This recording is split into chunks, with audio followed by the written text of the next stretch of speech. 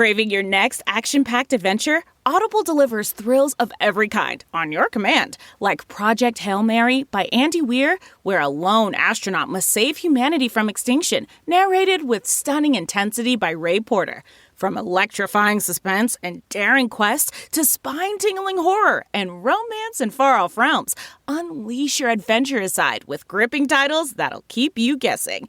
Discover exclusive Audible originals, hotly anticipated new releases, and must-listen bestsellers that hook you from the first minute. Because Audible knows there's no greater thrill than the one that speaks to you. Discover what lies beyond the edge of your seat. Start your free 30-day trial at audible.com/WonderyUS. That's audible.com/WonderyUS.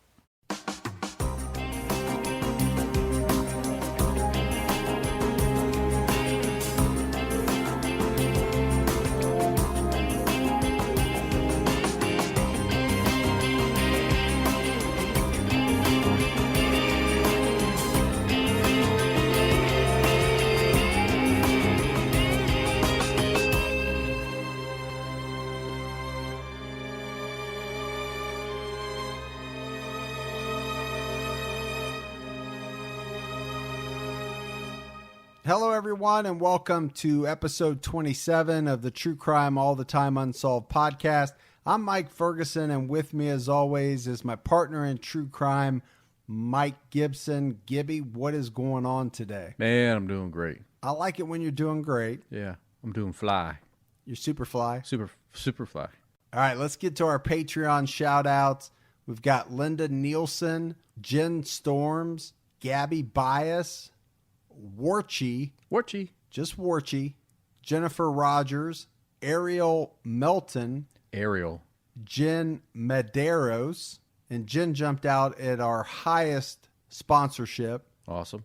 We have Steve Cantrell, and I think Steve's a new listener, but he's been all over social media. He's our new best friend. Yeah, I think he found us. He binged us. We love it when people do that. We have Jen Rodriguez. She also jumped out at our highest level. And then last but not least, we have Chris Ryan as a new supporter. So thank you, everyone, for supporting the show. Love it. And as we always say, Gibbs, thanks to everyone that continues to support the show. It means the world to us. And speaking of that, you know, we talked about doing this new tradition, I guess you would call it. I don't know what else you would call it, Gibbs. But of going back and looking at Patreon supporters that have been with us for a long time. So this week I picked out April Hitchner, and April was one of our very first Patreon supporters. Yes, she was. And she's been with us for a long time. Just an unbelievable level of support. Yeah. So again, thank you, April, and thank you to everyone that continues to support us, not just on Patreon. I know we talk a lot about Patreon, but we appreciate the people that interact with us on the Facebook group. We appreciate people that email us. Twitter, all the different social media platforms. And then also those of you that are telling your friends, spreading the word. I mean, that means a lot. So Gibbs, let's talk a little bit about True Crime All the Time. We've got an episode dropping at this same time as this one drops, about Michael Swango, kind of a doctor of death type of scenario. Yeah, really. I mean, bad guy could be responsible for as many as 60 deaths. That's a lot. A poisoner, and really scary when you think about it, because, you know, when you go into the hospital, man, you're entrusting your life to people. Go there with a little outpatient surgery and not come back out. I know. It's very scary to think about. So the other thing I wanted to talk about is we've got a new logo for True Crime All the Time Unsolved to better match with our other podcast, True Crime All the Time. I really like it, Gibbs. I love it, man. I think it's sharp. So we've got a couple voicemails. Let's play those. Hi, Gibby. Hi, Mike. It's Jessica calling from Arizona. Just wanted to say I love the podcast, and I was listening to the end of Joel Riskin. And Mike, how could you cut out the part where she was saying how much she loves Gibby? Not fair. So with that, hashtag Team Gibby, we love you. Anyways, stay safe and keep your own time ticking. Keep your own time ticking. I love it when people end voicemails like that. I know it. Now, she gave me a little something for cutting it out. She should. And I appreciate that, Jessica. I love you back. I know. Everybody's got your back, Gibbs. Team Gibby. I'm totally fine with that. But in my defense, it was a long voicemail. Never too long for Gibby. And it had to be cut. It just so happens that the part that I chose to cut was the part where she talked about how much she loved you. Coincidence? I don't think so. I don't think so. But it had to be cut, so. Hi, guys. This is Katie Finn. I wish I had something super clever to say, but I don't. So I, of course, love the podcast. I know that I've gotten in touch with you guys on Twitter and Facebook. So social media is great. Keep up the good work, guys. Yours is my go-to podcast. So stay safe and keep your own time ticking. Keep your own time ticking. I love it. But, you know, Katie always has something smooth to say on social media, so. Yeah, and that's the thing about Katie. I mean, you know, we've interacted with her a lot on social media, and it's kind of funny. She said, I wish I had something clever to say. The fact that you're saying that we're one of your go-to podcasts. That's about as clever as you can get. That's all I need, man. And smooth. All right, Gibbs, let's get into our case for this episode. And we're talking about the Tankleffs, Seymour and Arlene Tankleff. So we start on September 6th, 1988. Seymour Tankleff is playing poker. At his house. Yeah, and that's important to establish. Yeah. And the game doesn't finish up until around 3 a.m., which takes us into September 7th. Right? So if we're talking timeline, I just want to put that out there. And it's around this 3 a.m. time period that Seymour gets into an argument with his business partner, Jerry Stourman. And Gibbs has believed this argument is over some money that Jerry owes Seymour. And this is backed up, I think, by by a witness. Yeah, one of the other poker players came back into the house and heard the heated argument and recalls it later. So we got to talk a little bit about Seymour because he was a successful businessman. He owned an insurance firm. He was a financier. I mean, basically had a lot of different business dealings going on. And one of the deals that he had in play was with Jerry Stourman because Jerry Stourman owned some bagel stores. And I think Gibbs, he was known as like the Bagel King, or he had some kind of nickname. Yeah, something like the Bagel King of New Jersey or something like that. Yeah. So, I mean, he was well known, I believe. But at some point, Jerry runs into some financial issues with the bagel stores. So he reaches out to Seymour Tankleff and he borrows $500,000. $500,000 in 1988, Gibbs. If you want to do your... It's like $1 billion today. If you want to do your normal currency calculator. Yeah. No. 3.2. No, $500,000 today is a lot of money. But it was obviously more in 1988. Right. And he needed this money because he was expanding his franchise operation and equipment and things like this. So, but this is what the argument was about. Absolutely. Because a few days prior to this poker game, Seymour had sent a demand notice to Jerry saying, hey, you owe me this money, man, and I want it. It must not have been that contentious that they couldn't sit down and play poker.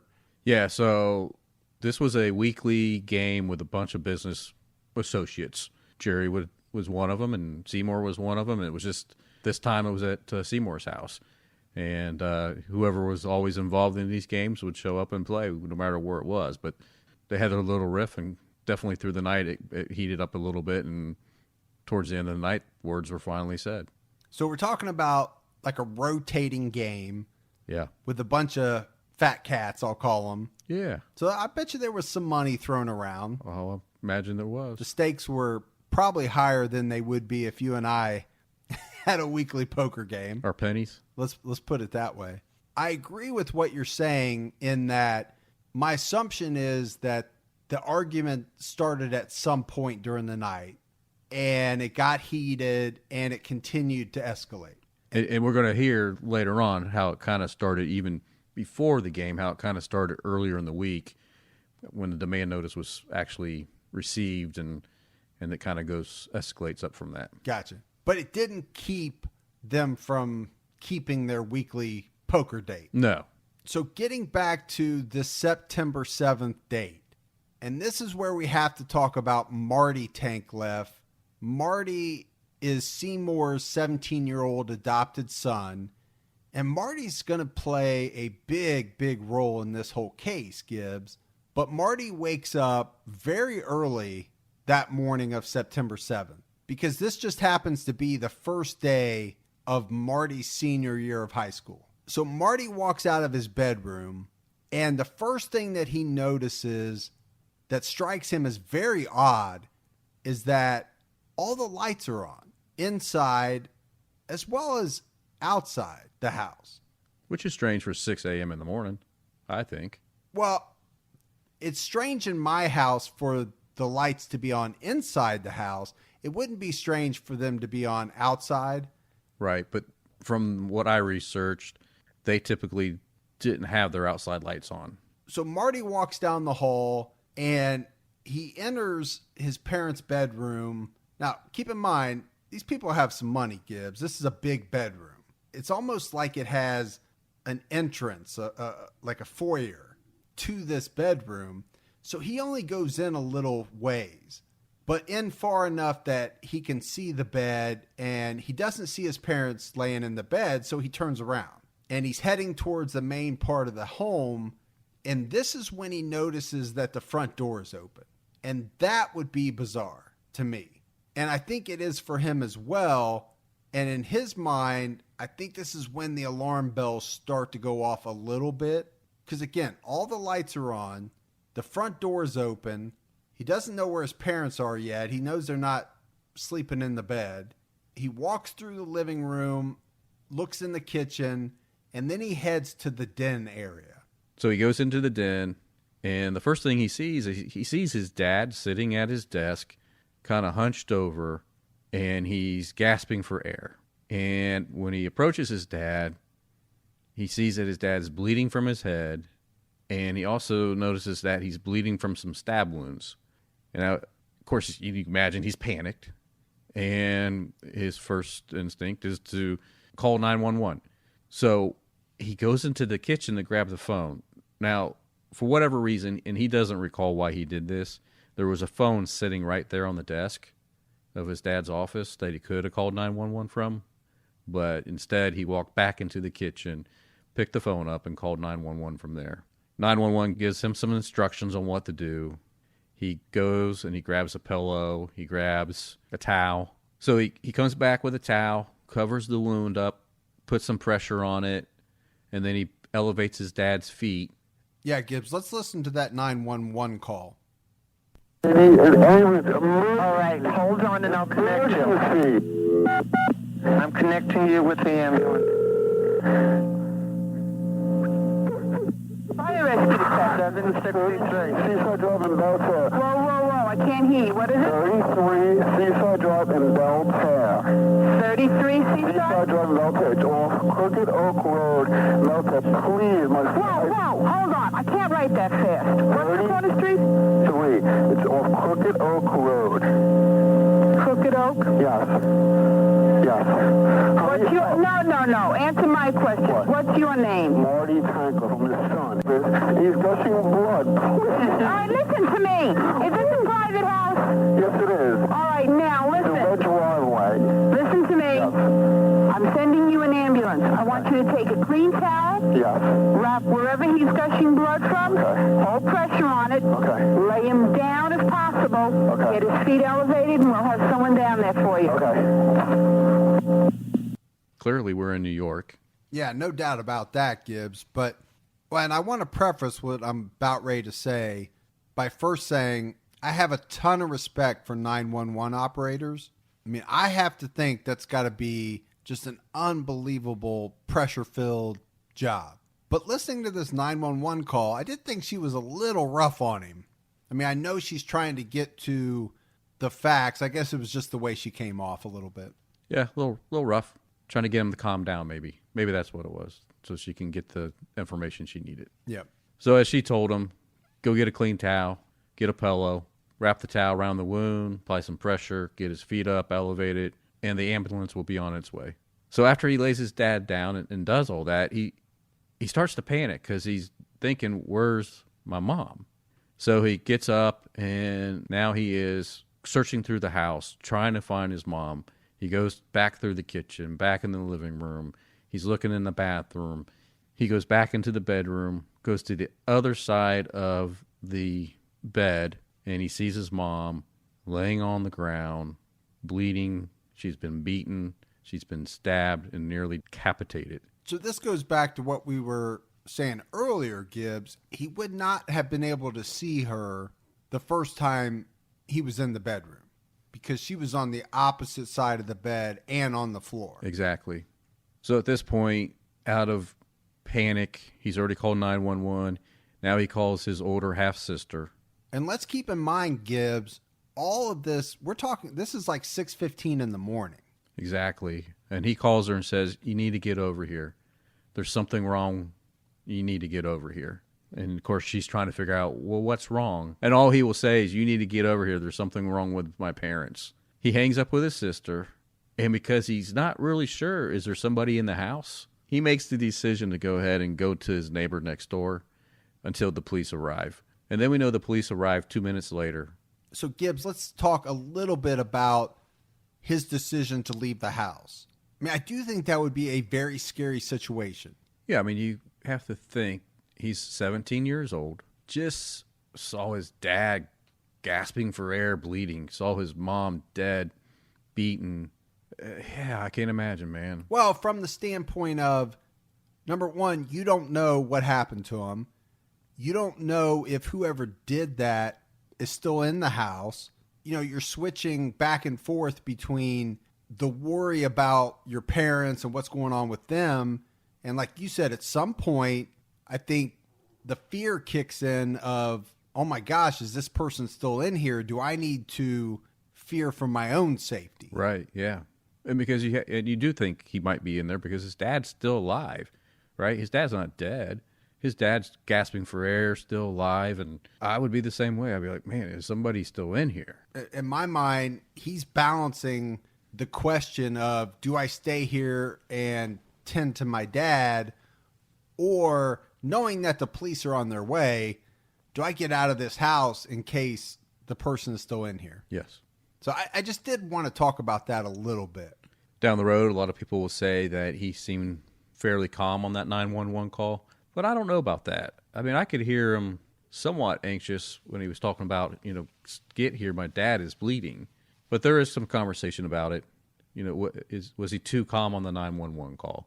Yeah, Gibbs, so you and I talk about 911 calls quite a bit and trying to dissect what somebody's level of emotion or the inflection of their voice, what it should be, right? I think that's very dangerous to put too much on that. I go back to the Christopher Porco case that we did on True Crime All the Time. That one was one that we talked a lot about. He had very, very little emotion. Right. I mean, I think you might have even said it was like he was ordering a pizza or something. Yeah. I can't remember. Now, I heard a little more in this one. Exactly. But I just wanted to put that out there. I think it's dangerous to put too much on that because, number one, we don't know. I mean, he could have been in shock.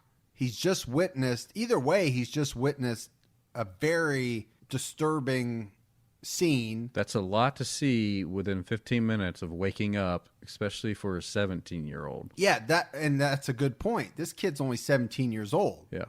So I like to talk about it because I think there is danger there.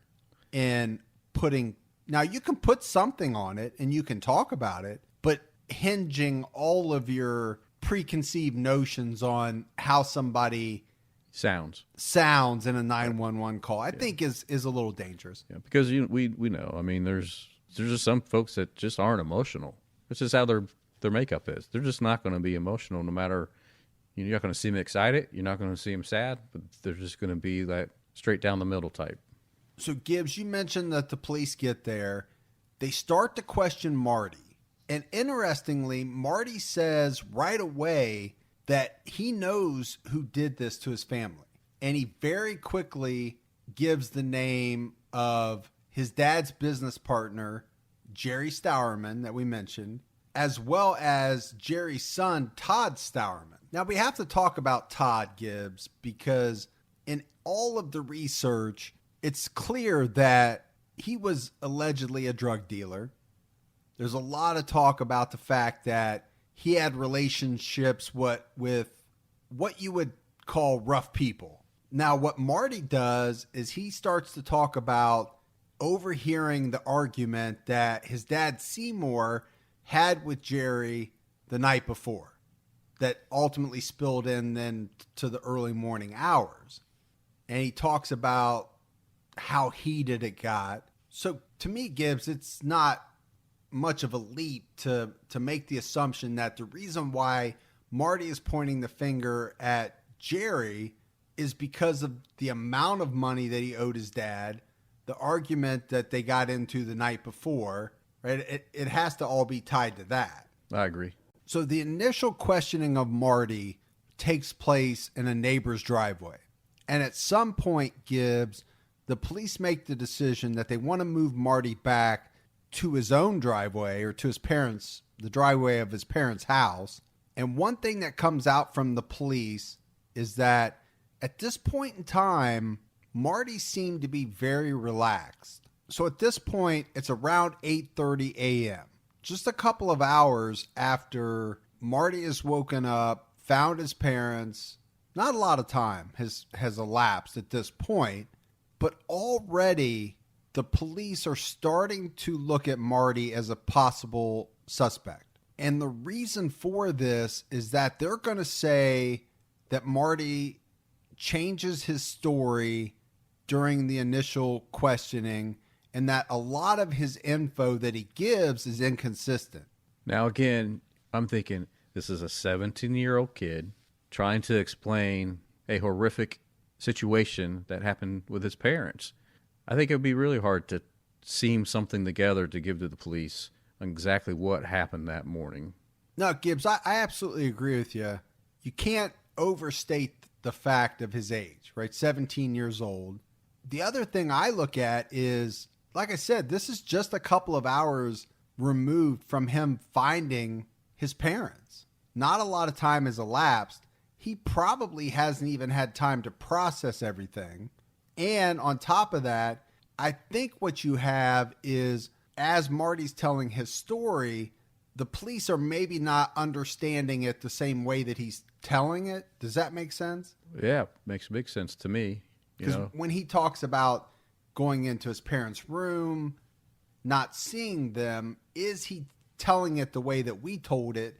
You know, hey, I only stepped in a little bit. I didn't see him in the bed, and then I backed out and went to another room. Right, exactly. So I think that's some of the issue that comes into play here. And around the same time, I'm sure he's concerned, right? He sees that they load his dad up in the ambulance, and he's headed off to the hospital to have some surgery to see if they can save his life. So I'm sure he's worried about that as well. Yeah, because at this time that we're talking about now, the 8:35, 8:40 time frame, at this time, his dad is in surgery by this time. By that time, exactly. So Seymour is in surgery, but he's also in a coma at this point. This is a coma that he's never going to come out of because he ends up dying just about a month later. All right, Gibbs, the next person we need to talk about is Myron Fox, but they called him Uncle Mike. He was known as Uncle Mike.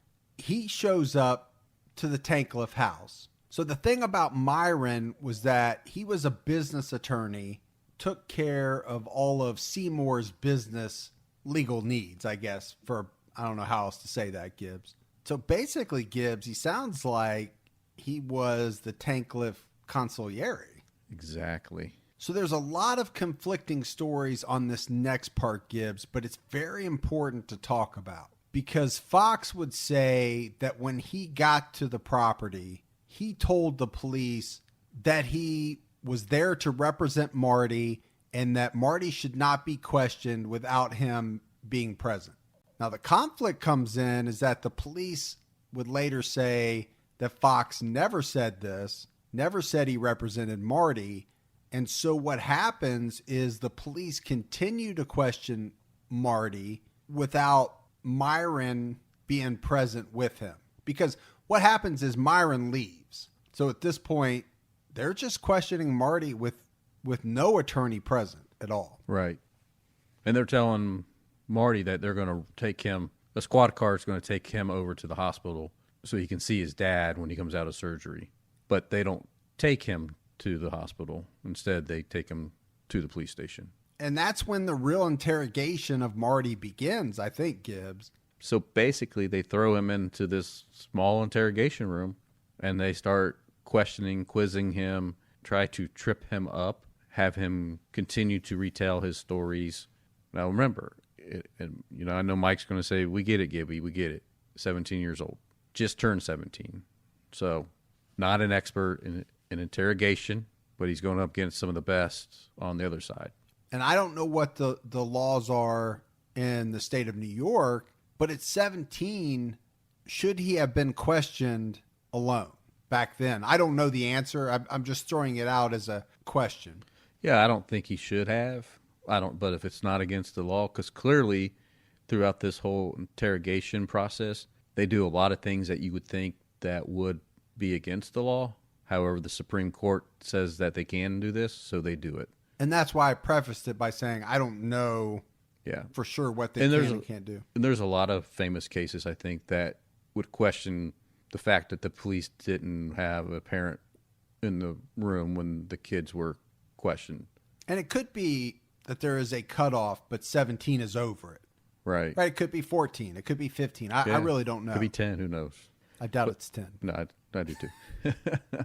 So the detectives are playing good cop, bad cop. Like I said, they're attacking him every which way, trying to trip him up, trying to say, you did it, you know you did it, that kind of stuff. They're just working on him. Meanwhile, Uncle Mike, Myron, realizes that they're still questioning him. So he reaches out to a well-known defense attorney named Gottlieb. So Gottlieb calls the prosecutor's office and the police station and demands that they cease questioning Marty. So it's around 1:20 that they finally stop questioning Marty.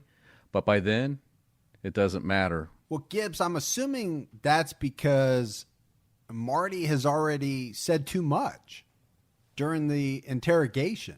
Yeah, it's already went too far. And we're going to dive into that in a few minutes. So the police would say that during the interrogation, not once did Marty ever ask about his dad's condition.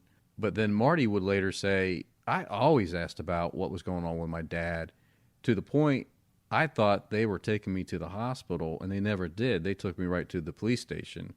And when we were there, again, I would ask about what's going on with my father. So, a little controversy there, conflicting information, and it kind of follows it through the whole case.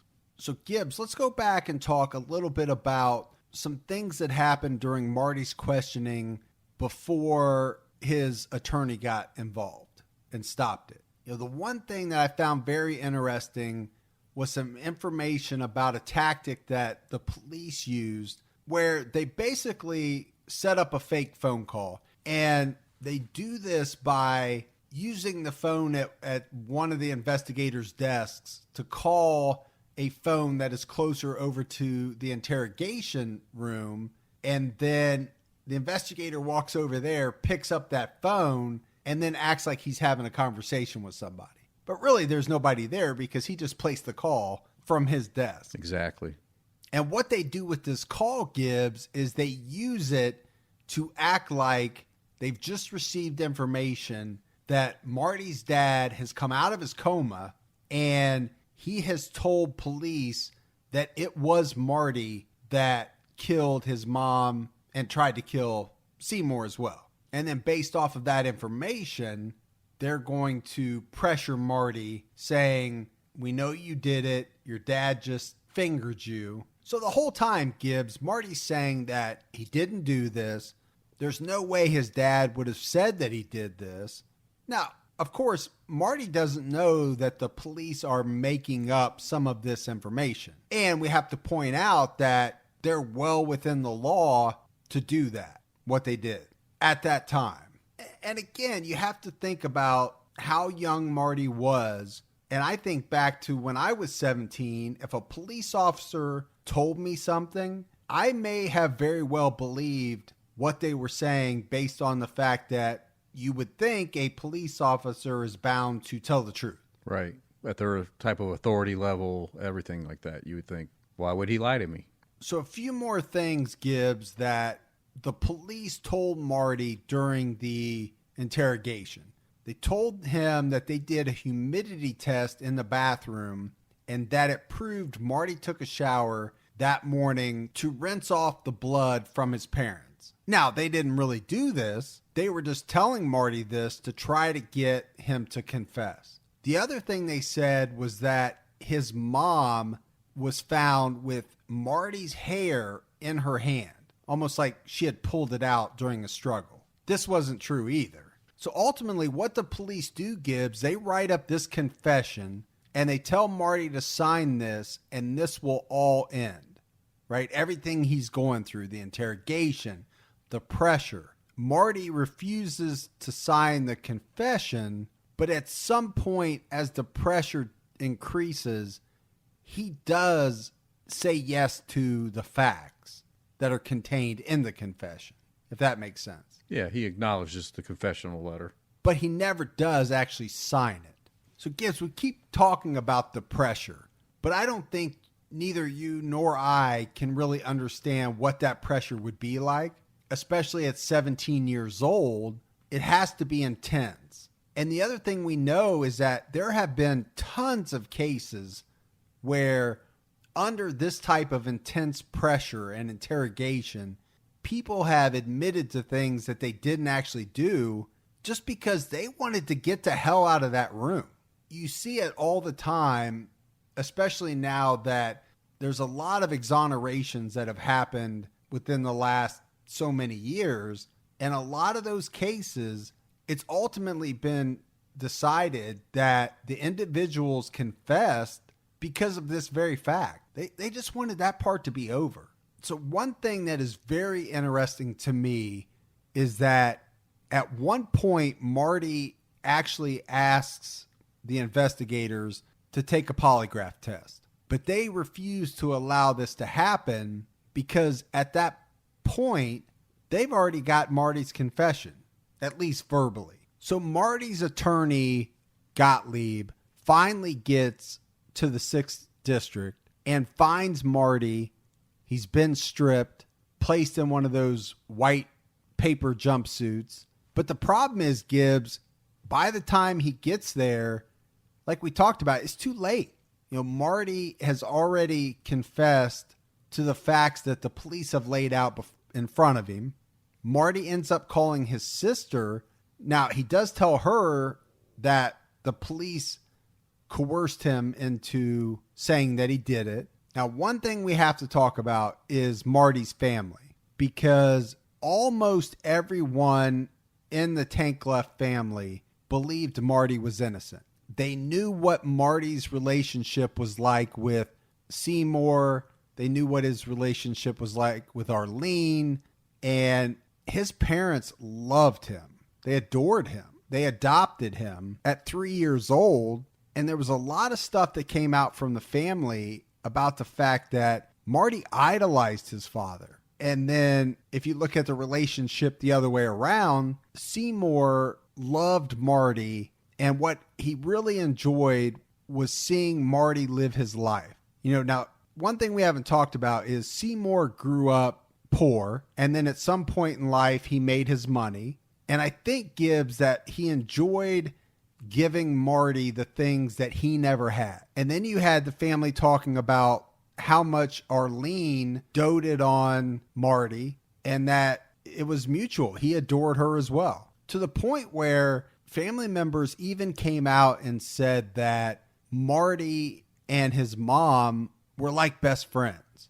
Now, his sister was a different story, Gibbs. And I think she's probably one of the only people in the family that took a big issue with Marty or didn't believe Marty. Yeah, his half sister from his dad. She was much older than Marty too, right? And the age difference between the two, she could have been Marty's mom. So Gibbs, let's talk about what we know to this point. The police have a confession from Marty. They have no forensic evidence linking Marty to the murders. One of the things that the police would later say is that during questioning, Marty talks about getting blood on his hands and then goes around the house looking for his mom. Remember, he got his dad out of the chair, placed his dad on the floor, had the blood on him, goes try to find his mom. When he finds his mom, then that's when he realizes he needs to get out of the house. But when he talks to the police out in the driveway and then again in the interrogation room, he's got to try to recall that information that happened in such a short period of time under stress. He's trying to tell them, well, I went from this room to this room, I touched this switch, and they're saying, well, wait a minute, there's no blood there, but there's blood over here. You're not telling us the truth. But I could see where somebody wouldn't be able to get the information correct. Put yourself under pressure like that and try to remember what you touched. Dude, I couldn't tell you what I've touched today, and there's been no traumatic experience in my life. Yeah. So you add that in, and I could see where that would be very tough. Because in my head, and again, I've never gone through this, Gibbs, all I can do is think about what it would be like. And in my head, I'm thinking it would almost be like a fog. Like it's so surreal that your head would be like a fog and you'd just be going through the motions. And I could be wrong, because I said I've never been through it, but I agree with you in that can't be the easiest thing to do. I couldn't imagine. So Gibbs, we talked about some of the things that the police did to try to get Marty's confession. There were a lot of sources that talked about the reputation of the local police back in the 80s, that they would do whatever they had to do to try to get a confession. And to that point, I think back during that time, Gibbs, they had a 95% confession rate. Yeah, that's really high. That seems very high. I don't know what a normal police department confession rate would be, but 95%, if you told me that 95% of the people that come in confess, I would say there's no way. I've done enough of these episodes. Even if I was innocent, I still think I would say, wait for my attorney to get here. Blow it out your ass? Yeah, wait till my attorney gets here. Now, part of the confession revolved around Marty taking a shower. We kind of mentioned it earlier, prior to the police showing up. But one thing that contradicted that was that they were never able to find any blood, any tissue, any other type of evidence in the shower or in the drain. So Gibbs, now I think it's time for us to walk through the police's version of events that they believe happened that morning. So they believe that Marty had removed all of his clothing, was completely naked in order to keep trace evidence off of any clothing material. They say that he took a knife from the kitchen and that he also grabbed a dumbbell bar, walked first to his parents' bedroom, stabbed and beat his mom to death. Then he walked to the den, found that his dad was sleeping at his desk, and beat and stabbed him. Then police say that Marty went to the hall bathroom, took a shower, cleaned the knife and dumbbell bar to remove any blood and evidence from those two items, and then cleaned himself. That's their story, Gibbs. That's the facts that's their theory, I should say, of how the murders occurred. Yeah, so I keep circling back to Seymour. If Marty wanted his dad dead, why didn't he just finish him off? He had opportunities. That part never really makes much sense to me. No, I agree. I think it's questionable in the fact that Marty doesn't know if he were to have been the one that committed this crime, that Seymour is going to live or die in the condition that he was left in. Right now, he ultimately dies, but Marty doesn't know that, or the killer, let's say the killer doesn't know that. And if it was Marty, why would he leave any doubt or any chance for his dad to pull through and then be able to tell the police, hey, it was my son? Right. That I really think you've hit it on the head, because that just doesn't add up. So Gibbs, I want to jump back and talk about Jerry Stireman for just a little bit. We brought him up in the beginning. You know, we mentioned that Seymour had a lot of money.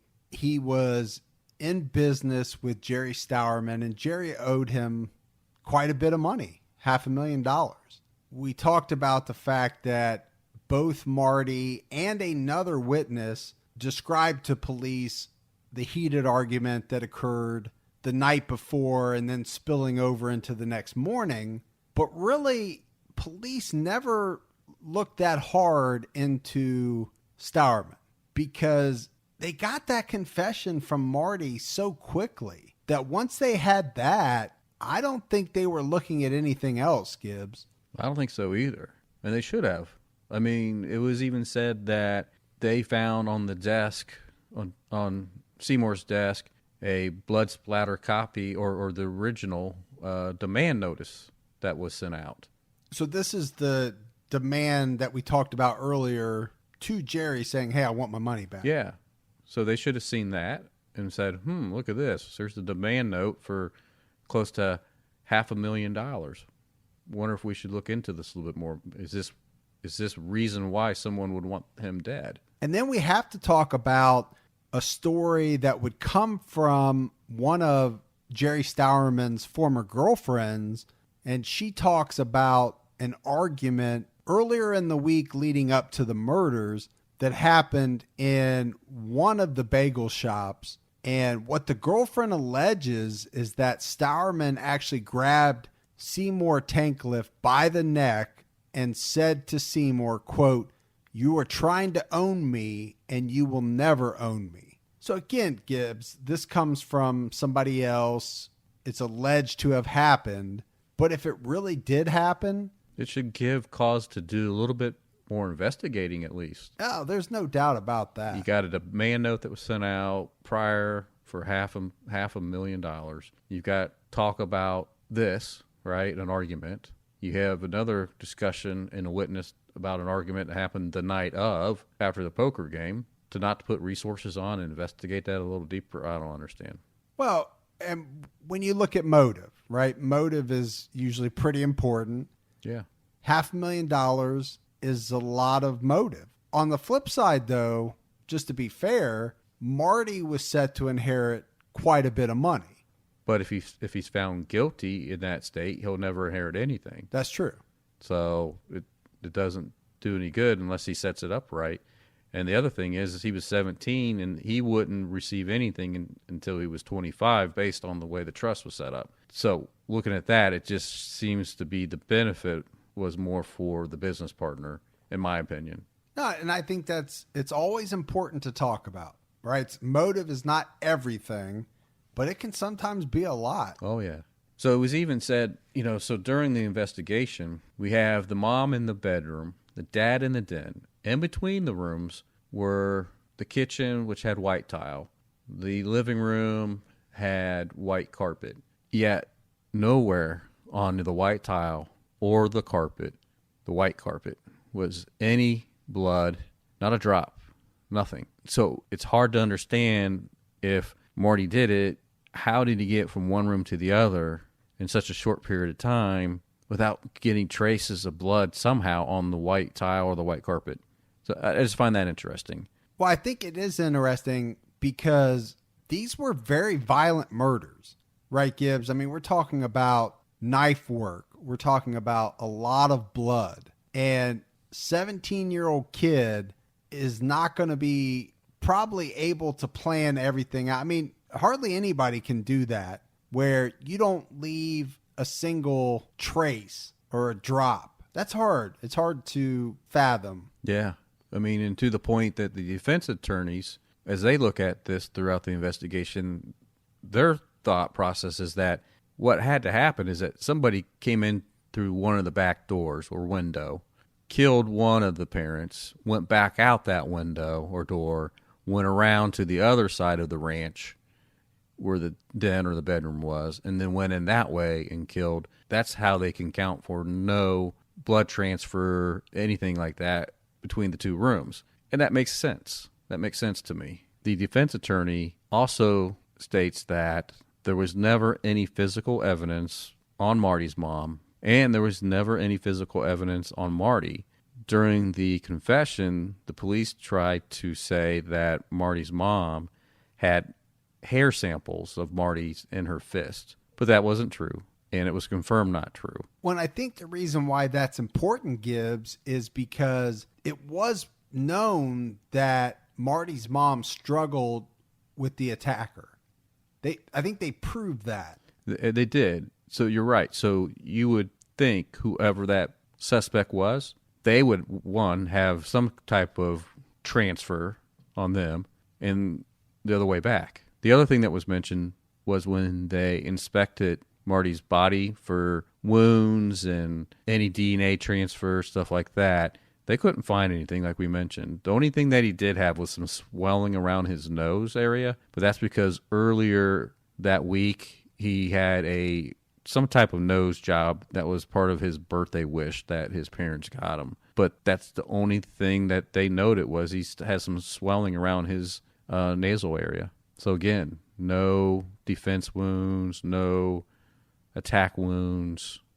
And normally in a case like this, I wouldn't make much out of it because if the killer was part of the family, not that hard to take somebody by surprise. The only reason I'm making something out of it is because, and correct me if I'm wrong, Gibbs, but I'm pretty sure the police come out and say that they know Arlene struggled with her attacker. And they do. So, back, not to belabor your point, but you would expect to see whether it was scratches or just aside from the DNA transfer that would usually happen in some kind of altercation like that. But we got to get back to Jerry Stourman because about a week after the attacks occurred, Jerry Stourman actually staged his own abduction. And it's pretty strange here, Gibbs. Yeah, it is. So what he does, he shaves his beard, he gets a new hairpiece, and he goes to California. And he actually ends up withdrawing $15,000 from an account that was like some type of joint account between both him and Seymour. He changes his name to Jerry Winston. And again, I have to stress this, Gibbs, this is a week after the attack. Pretty suspicious, if you ask me. Yeah, so Arlene has been killed. Seymour's going to hang on for another 3 weeks. He's ultimately going to die probably 3 weeks after this. The police do track him down in California, and I think the main reason why they had to track him down is through public pressure. I think there was a lot of public pressure, Gibbs, of people that thought he should be looked at as a suspect. If not for that, I'm not even sure the police go to California and even worry about him. Yeah. But I think the police, instead of looking at how he could be a suspect, I think they look at him more of a way of how can we get him off this list so we can move forward because we have somebody that gave us a confession. So more to exclude him. Yeah. So Gibbs, as you can imagine, the courtroom was a circus for a number of reasons. Obviously, this was a big case, very well publicized, at least in that area. The other reason was that this happened to be an election year. And not only that, but the prosecutor and Martin's attorney were running against each other for the office. Now, how strange is that? Talk about a showdown. A showdown, and it's going to play out in the courts. And to the point the judge says, I'm going to let you guys play this out in the court. I'm not going to stop you guys from taking jabs at each other. He actually pulls, before the trial starts, he has them to the chamber, and he says, this is how it's going to be, guys. It's going to play out. It's going to play out open in the court, and you guys need to be aware of that. Now, one interesting fact is that Marty is actually out on a $2 million bail for about 2 years, right? So we're talking about the time leading up to the trial and all that. So the trial happens. The jury comes up with their verdict on June 28th, 1990. And ultimately, Marty is found guilty and would be sentenced to 225 to life terms. As the defendant, Martin Tankleff, as to count 2, murder, second degree. Guilty.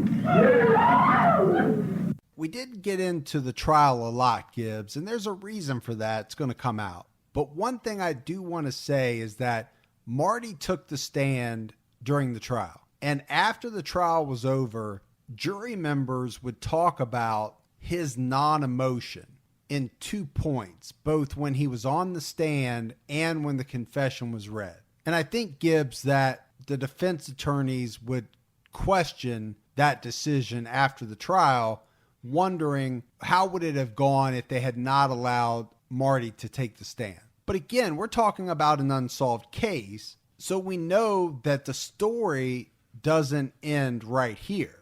So Gibbs, the Tankleffs had a will, and the will left Marty 80% of their estate in a trust. Right, that he would receive when he turned 25. Correct. But obviously not if he would be found guilty of their murder. Right. 10% of their estate was to go to his older sister. Yep, the half-sister. The half-sister that we kind of mentioned. And the rest of it, the last 10%, was to go to the education funds of other family members. Right. And we know that the sister contests the will to the point she went to Marty and asked Marty if they could come to some type of agreement that would be more equitable to her. And she states that Marty said, no, it's all mine. And Marty says the conversation never occurred. Eventually, his sister goes to court and wins a more equitable share. Her husband takes that money, invests it into a pub bar with a few other gentlemen, and the major stakeholder in that turns out to be the lead detective that got Marty to confess. So that seems a little strange. I mean, I'm not saying there was any wrongdoing there. It's just, it's very odd. I think so. To be a stakeholder or a major stakeholder, any tie-in together, I just find it weird. So Gibbs, let's talk about Marty in prison. He ends up writing over 50,000 letters during this time, and one of the letters gets the attention of a private detective. Now, this is 11 years after Marty's been convicted. So we're talking 2001 timeframe.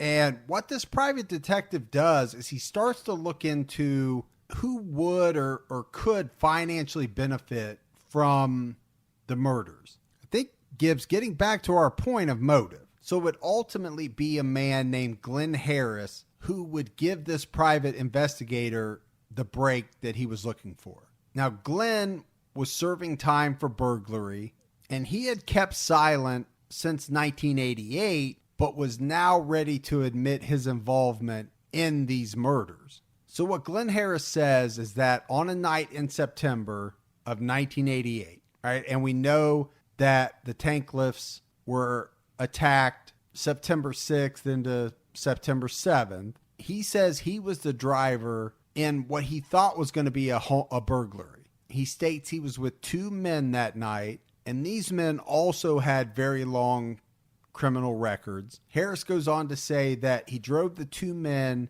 to an upscale neighborhood. The 2 men got out, and when they returned to the car, Harris says that he immediately knew something bad had happened. His first thought was that the burglary went wrong. The 2 men that he was with were anxious, they were nervous, and Harris says that he actually saw and witnessed one of the men burn his clothes. But again, Gibbs, he has no idea where he's at. And it's not until sometime later that he hears on the news about the Tankleff murders that he's able to put all the pieces together. So at some point, Glenn Harris actually takes a polygraph and passes. Now, there's a whole bunch of tie-ins here, Gibbs, that we have to talk about. Very interesting facts. One of the interesting facts is that one of the men that was with Harris that night has a link to Jerry Stourman. And this link comes through a connection with Todd Stourman, Jerry's son.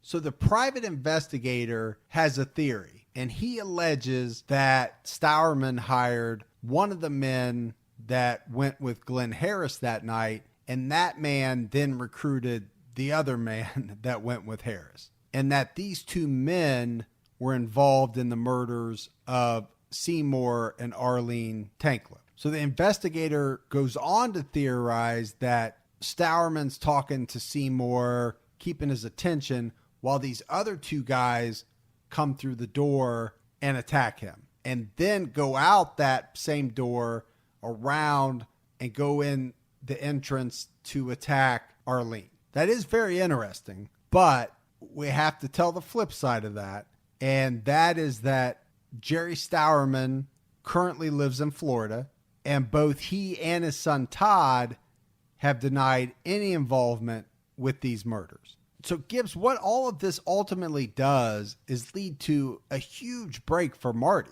right? Because he gets a hearing to try to overturn his conviction. And some of these players that we're talking about, including Glenn Harris, they actually are involved in this hearing. Now, when Harris takes the stand, he refuses to testify because I think Gibbs, he's afraid he's going to end up getting charged as some kind of accessory to these murders. Sure. So he doesn't want to open himself up to that. But what's interesting is that while he was in prison, he had confessed to a Catholic priest all of these same details that he told the private investigator. And with Harris's permission, the court allows the priest to get up on the stand and tell the story that he was told by Harris.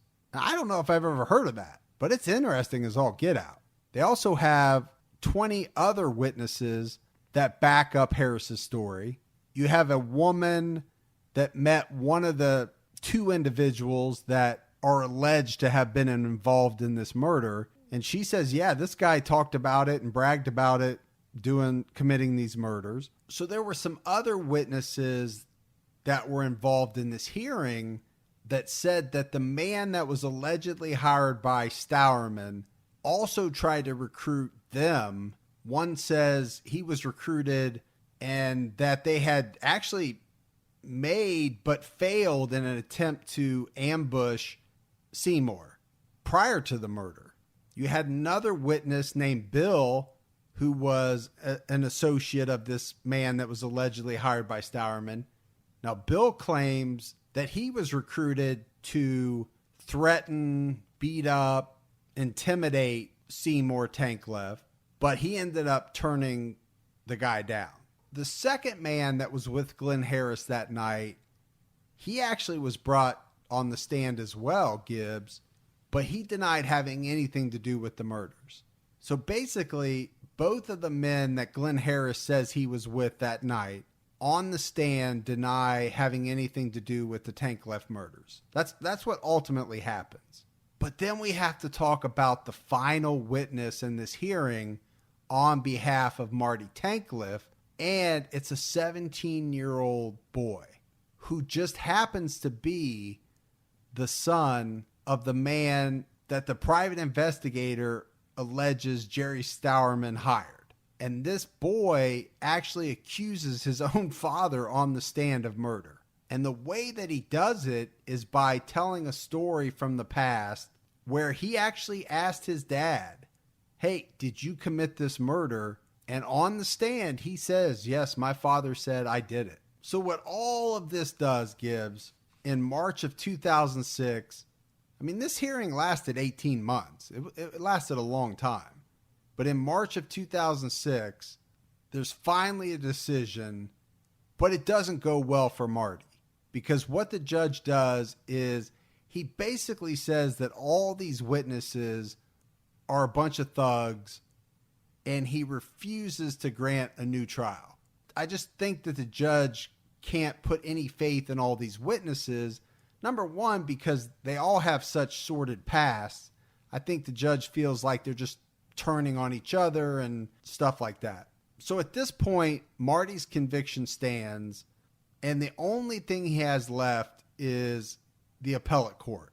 And it's in October of 2007 that the appellate court hears the case. And after 2 months, the appellate court rules that Marty's conviction should be overturned. And Marty actually walks free within a few days of that, Gibbs. I mean, he has to post $1 million bond, or his family does. Now, 6 months after Marty's released, he's back in court because he has to find out whether they're going to retry him. But ultimately, they decide to drop all the charges, and Marty's a free man. And Gibbs, I think one of the big reasons for this is that there's actually some evidence that's uncovered that points against Marty being guilty of these murders. And it's evidence that they actually had, but was overlooked. And that's the scary part of it. And it's a bloody imprint of a knife on his mom's bedsheet. And the interesting part is that that bloody imprint does not match a single knife that was in the Tankleff home. So I think one reasonable conclusion you could draw from that was that obviously it wasn't a knife from the house that was used. Somebody brought a knife from the outside. Should have been enough for some reasonable doubt. Definitely. And it's just sad that that evidence wasn't a part of his first trial. But the reason that this case is unsolved is because even though I think they've proven that it wasn't Marty, I don't know if I should use the word proven, Gibbs. I think they've proven that there's not enough evidence against Marty. There wasn't enough for him to should have been convicted in the first place. They don't have enough evidence to link any of these other people that we've talked about directly to the murders. So right now, as of this time, no one else has been charged with the crime. So Gibbs, wrapping this up, Marty Tankleff spent 17 years in prison. As long as he was free. He was 17 years old. You're right. Wow. That's incredible. At the time he was released, he had spent half of his life in prison. Can you imagine that? I can't. I mean, I can't imagine it being guilty. But knowing that you're innocent, spending 17 years in jail. I don't know how you keep your mind clean, man. I don't either. He did reach a settlement of over $3 million, but 3 million is nothing compared to 17 years of your life. No, that's not enough money. No, I mean, if you tell me I'm going to give you $3 million, great, I'll take it. But if you say I'm going to lose 17 years of my life, I'll tell you to shove it right up your keister. Yeah, not enough money. So, but apparently Marty's doing well from everything that I saw. He does a lot of lecturing. Getting his law degree. Yeah, he actually ran for office. I don't know if he won or not, but at some point he ran for office. And he doesn't seem to be too bitter about it in a lot of the things that I saw online. I think he just chose to move on. Yeah, I think he's just trying to live his life. But the sad part is, like with a lot of our Unsolved, if it wasn't Marty, which all the evidence, it doesn't appear that it was, they still haven't found the person that was involved, and that person hasn't been held accountable. Exactly. All right, so that is the case of the Tankleffs, Seymour and Arlene, and obviously their son, Marty, who was a big part of the case, and another episode of True Crime All the Time Unsolved. So for Mike and Gibby, stay safe and keep your own time ticking.